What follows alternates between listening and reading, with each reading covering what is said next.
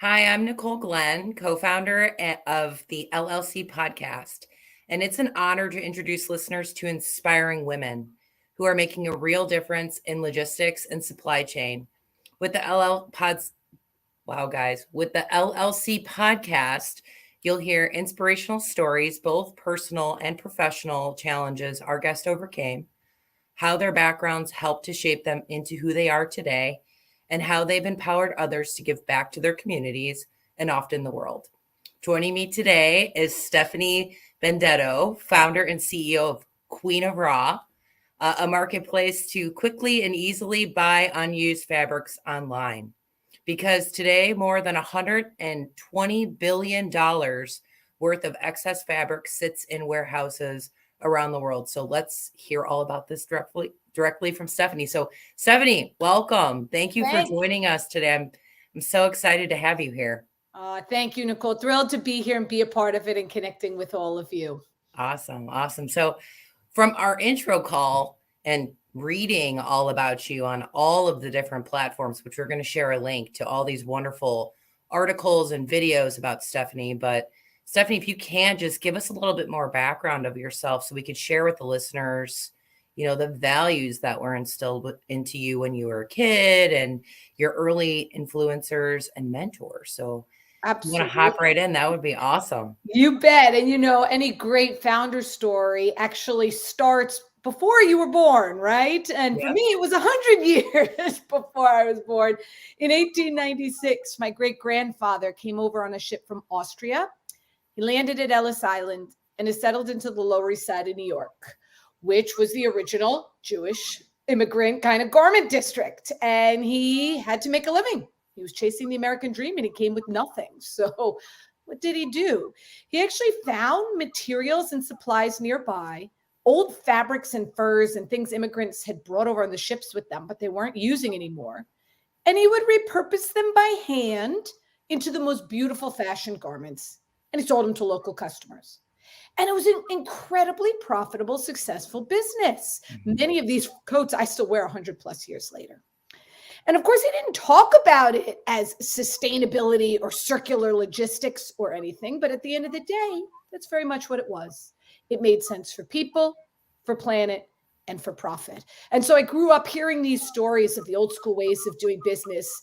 I did not do the family route. I ended up on Wall Street as a corporate attorney, but specializing in fashion, technology, supply chain, logistics, and startups and sustainability, and kind of always knew I wanted to go out and build a business and go change the world. And so when the market crashed in '08 and '09, very similar to kind of what's going on in the world today, I actually took that as my opportunity. I said, if not now, when? Took a leap, went out and started building solutions to solve this problem of supply chain waste and never looked back.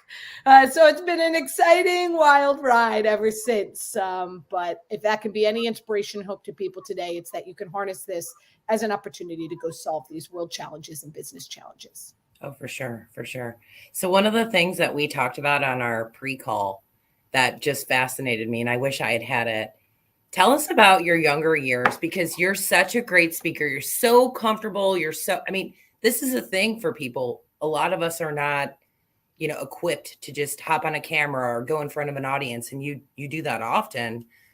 Tell me about your early years when you learned how to do that. I don't think I realized at the time just how important that was going to be. But I grew up in a predominantly female household. I went to an all women's school for 13 years, from kindergarten through 12th grade. And one of the things they did early on was have us do public speaking training. And we'd have a class once a week, and we had to get up there with our little note cards and give a presentation. And then over the years, it got bigger and bigger and bigger, where we ended up having to speak in front of thousands of people. And obviously the idea there was to be able to articulate thoughts, think differently, have an entrepreneurial spirit, which was really ingrained in us early on at the school and in my family, but also to be able to speak confidently in public. And obviously, as a woman in tech, a woman in sustainability, right? It becomes even maybe more important. And so that became one of the most valuable things I ever did. It's a skill that I continue to try to train and practice and learn and improve from, because at the end of the day, you can build the greatest thing in the world. Yeah. But if you can't evangelize it, if you're not out there talking about it, if nobody knows about it, then what good is it? And it's kind of funny because when I look back on even my journey with Queen of Raw and how we talk about it, I don't think I also realized early on how important that first pitch is. We had an opportunity on a huge stage to pitch Ashton Kutcher, Gary Vee, P. Diddy. Now, the trick was on a live studio TV audience, I had 60 seconds to do it.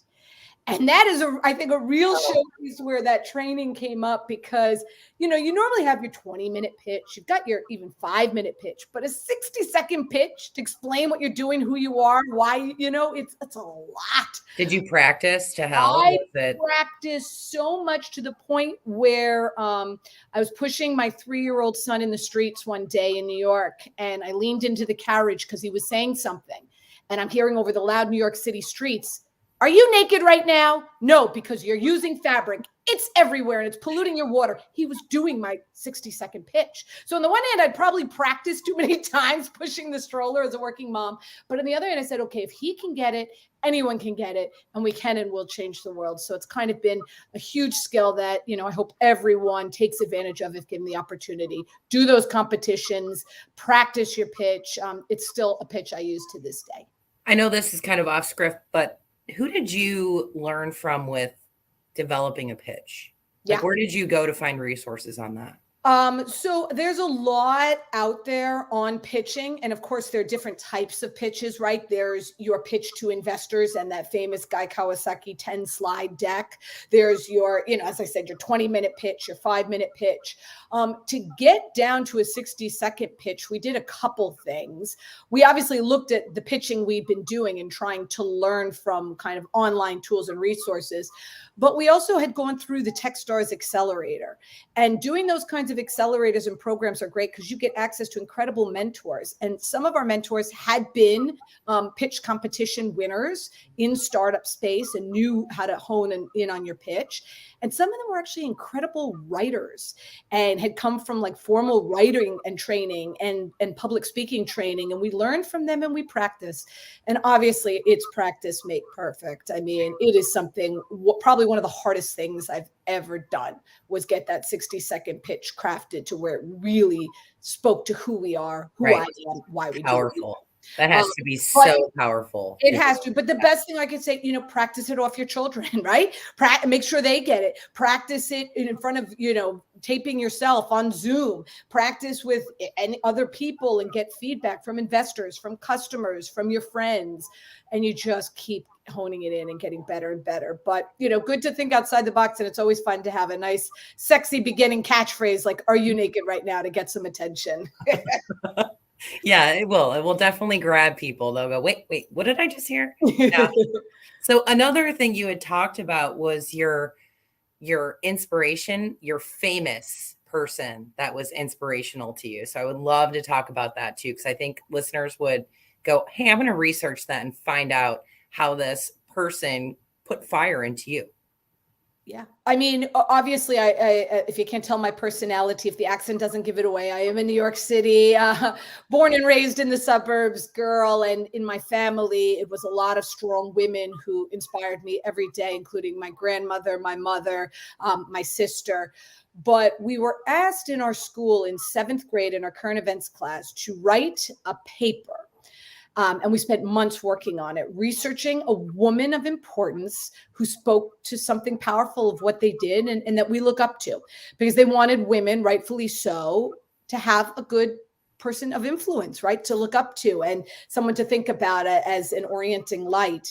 And so I had been reading the news, and at the time it was very popular and to read about Aung San Suu Kyi, who at the time was a Burmese freedom fighter, now Myanmar, and, in a country with a lot of challenges and oppression and groups fighting, she stood for what she believed in, and that was democracy.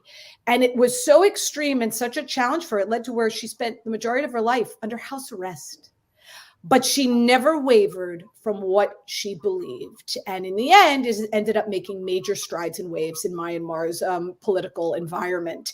And that kind of determination and fighting against oppression and really inspired me that, you know, one person, and then with the collective support of others, can and will change the world, even one woman for a whole country, right? And it spoke to me miles away from Myanmar. So it's someone I continue to follow her journey, and I had followed her path. And whenever those days, inevitably as a startup founder, right, you've got days that are more challenging than others, and problems you don't necessarily know how you're going to think through it and solve it, but 2 steps forward, 1 step back is still 1 foot forward. And I kept thinking of her and what she dealt with and how she stood by, you know, her 60-second pitch, her guiding light, her internal monologue for democracy. And it's a big part of what continues to drive me to this day. That's awesome. That is awesome. I'm going to share her name because when you said it is hard to pronounce time, yes. I was like, whoa, how do we look that up? Because I would love to learn more about this person. So we'll share the name in the actual podcast so people can take a look at that. But you touched base on being an attorney and going through all of that on Wall Street.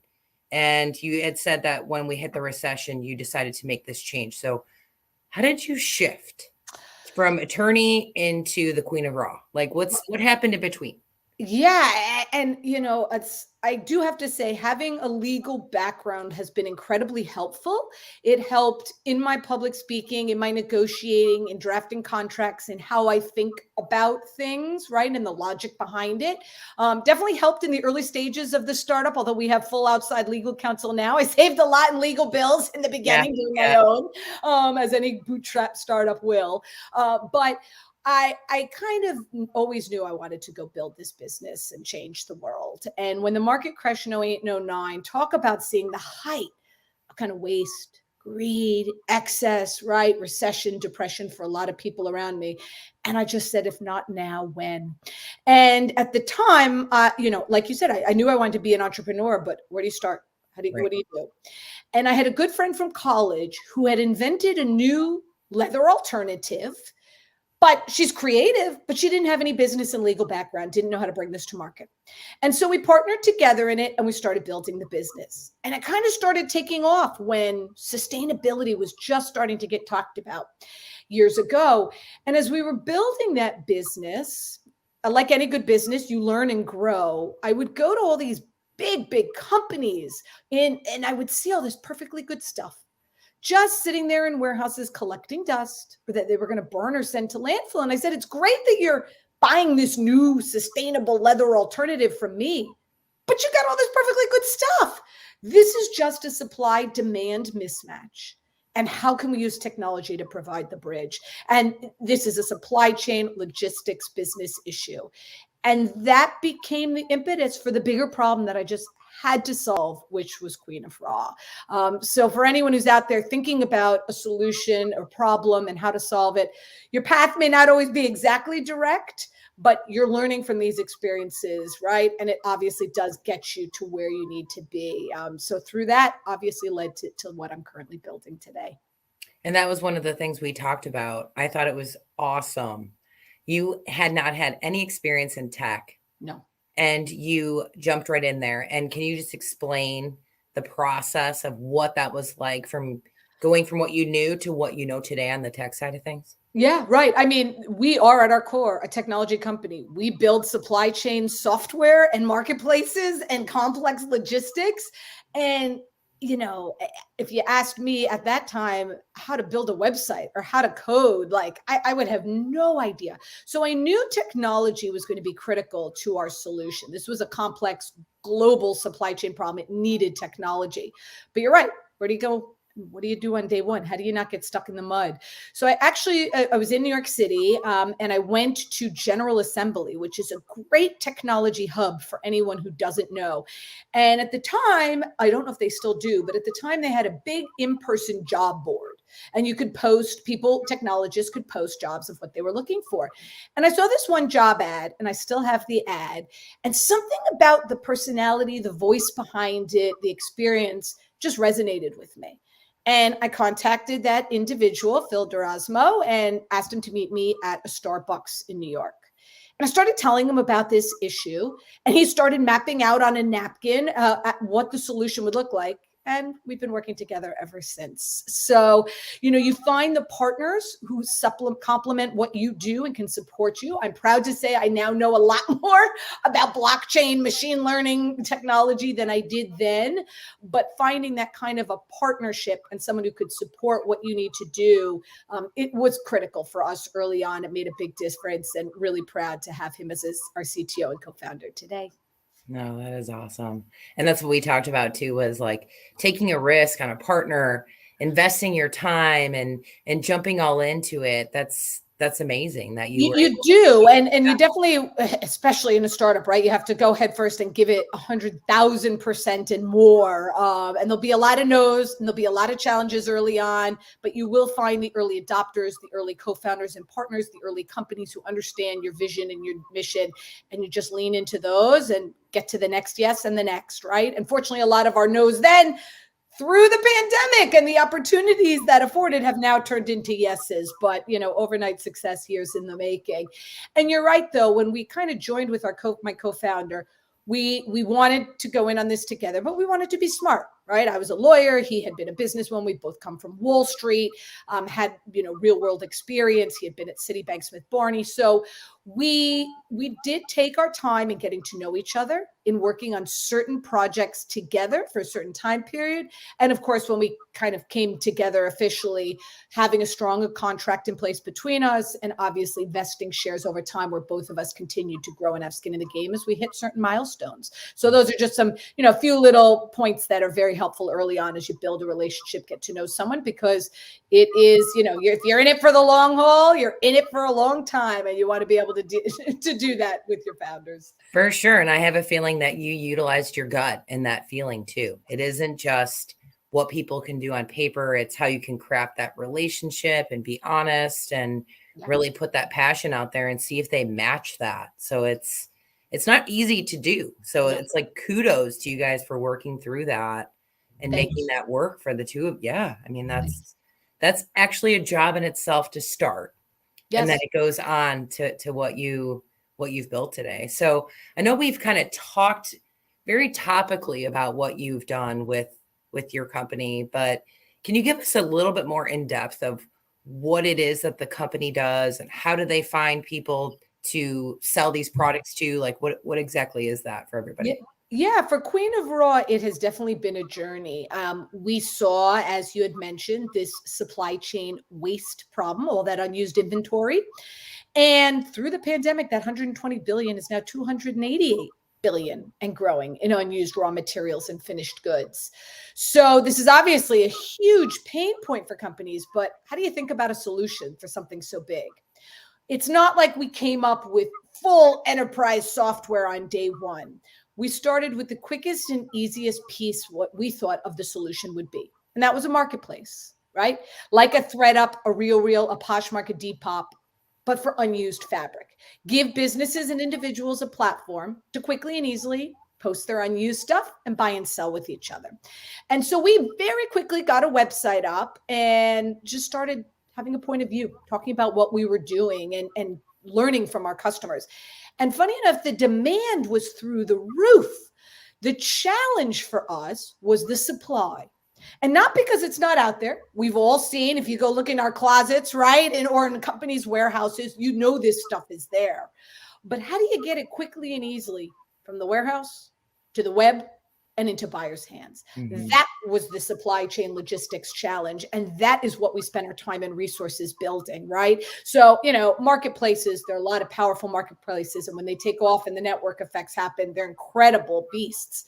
But for us, the opportunity, especially for larger enterprise companies, was how do we build the software to help them quickly and easily find this stuff, obviously monetize and sell this stuff, but maybe most importantly, read the data and minimize the waste going forward, helping them be more efficient improving bottom and top lines. And that's what led to the enterprise software that we've built. So it continues to be a journey, right? Like any business, we continue to add technologies, tools, and fun stuff to help our customers just continue to do better and based on their needs. Are you finding too, Stephanie, that as you keep developing this brand of who you are in your company, that people are starting to seek you out? Yes. Actually, is that I wasn't sure if that would happen. In the beginning, like any business, right, you have to be out there, as we talked about, evangelizing what you're doing. And so a lot of people were saying, how are you spending so much time talking and speeches and trade shows and competitions and events? And I did it intentionally because at the time in 2018, the world wasn't as aware as it is today to understand the value of waste and supply chain and logistics challenges, right? And sustainability. We had a lot of educating to do. And so a lot of the companies we'd go to would say, oh, that's a nice to have, go talk to our newly created sustainability department. But a lot of times that new position just was too new. They didn't have a budget. They didn't have direction yet. They weren't fully ingrained into the complex supply chain of an organization. And so, if any good can come out of the pandemic, I think it is this: we've woken up and are more aware now to the need to do better for people, for planet, as we mentioned, but also for profit. And so all that time and resources we spent educating and doing podcasts and doing, TV shows, and really helped because it brought everyone to where we are today. And now, as you said, they can kind of seek us out and we can continue to try to be leaders, thought leaders and business leaders in this space. And I would say even as a logistics company owner, I do go visit clients and I keep hearing the word sustainability. So it's amazing that it's starting to be an emphasis. It is. But what's funny? Like when I hear that S word, sustainability, it means so many things to so many people. And I'm glad it means something to people today. Mm-hmm. And most people now have heard of it. But I think the challenge that we have is that a lot of times for companies, especially if you don't know exactly what it means, you don't know where to go and what to do on day one. It seems almost overwhelming. You get stuck in the mud. And that's why I've been such a proponent of kind of waste and supply chains, because if you can find waste, you can sell it and make money today. And then you can take that money and put it back into doing good work in your supply chain. You can pay your workers more. You can improve, your partnerships, your logistics. You can use more sustainable materials. And you can do it without your overall CapEx expenditures going up. And so at the end of the day, I know as much as businesses care about sustainability, and they do, it has to make economic sense as well. Otherwise, why would any company adopt it? How could they? Right. And, obviously, I think consumers are demanding it, which is great. And I'm sure you're very aware, right? The laws are changing. And so the world is requiring it. But we have to make sure we build business models that make business sense when it comes to sustainability. For sure. I mean, I'm talking about another podcast guest that I had that you actually know, Lisa Morales-Halibu. Yes. She had told me that when products are not used, it could be up to 40%. Like you had said, even with the fabric, literally goes into a landfill or gets lit on fire. I mean, if we think about the tonnage of that and what that does to our environment, it's beyond impactful. And I think even the data that you're showing and the data of what that impact is on the world is finally getting people's ears, that we need. It is. I mean, I don't like to harp too much on the scary statistics because obviously I like to talk about the solutions. But by some accounts, fashion and textiles is the number 2 polluter in the world of clean water globally. And here's one fact that always resonated with me, according to the World Wildlife Fund. If we continue at the current pace of textile production, by 2025, 2/3 of the entire world's population will face shortages of fresh water and be exposed to hazardous chemicals from textile production alone. And I mention that because we're not talking about 100 years from now. We're not talking about 50 years from now, right? Mm-hmm. We're literally talking about today and on our shores. But I like to flip that. And the final kind of inspiration message I'll leave with everyone is that also means that fashion and textiles have the power to solve the world's water crisis.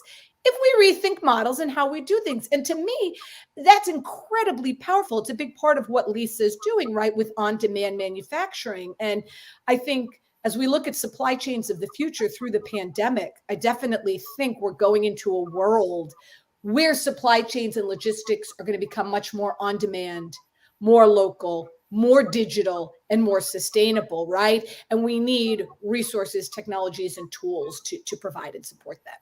So with this whole concept of sustainability and moving forward, where do you see your company in about 5 years from now?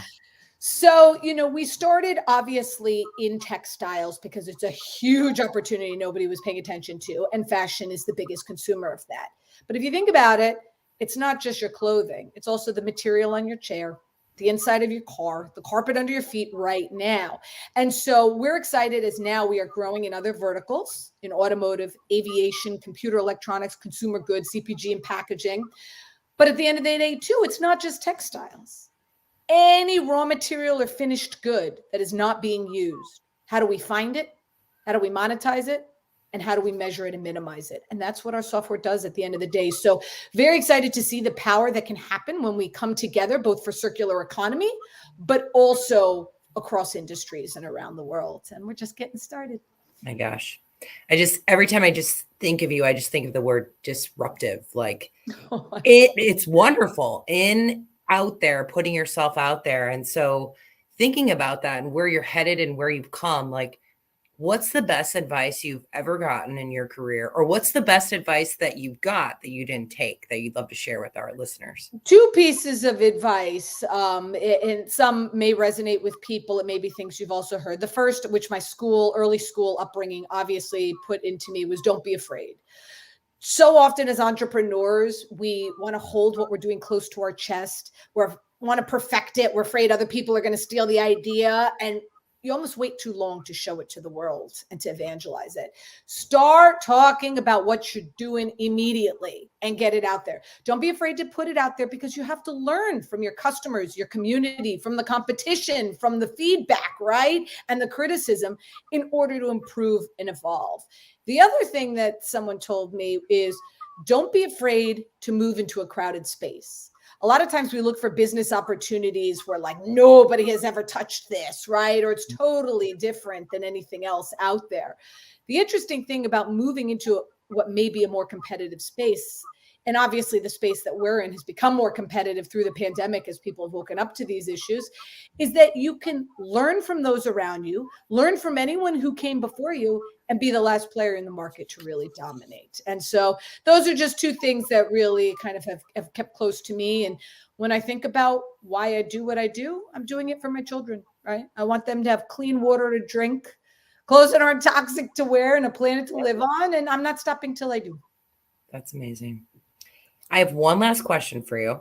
You bet. Which is, if you can teach young women coming into this industry one thing, what would it be? You've already given a bunch of awesome nuggets, but what's that one big thing? Yeah, no, it's what we started this with, right? For young women in this space, don't be afraid to speak publicly.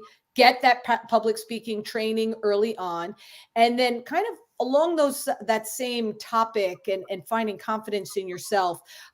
Don't be afraid to be a working mom, right? A lot of people are afraid to start businesses because of the time and resources it takes, especially when they have a family.